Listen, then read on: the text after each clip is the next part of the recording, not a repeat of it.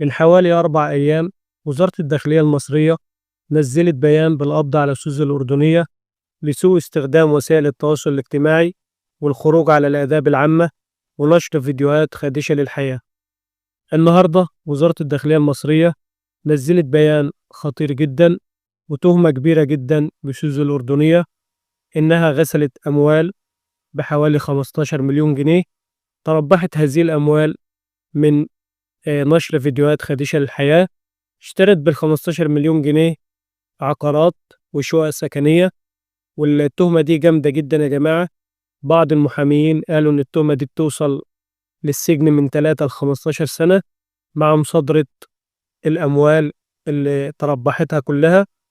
والتهمة الأولية اللي كانت متوجهة لسوزي هي سوء استخدام وسائل التواصل الاجتماعي، والسجن بيوصل فيها حوالي 6 شهور وغرامة حوالي 100,000 جنيه.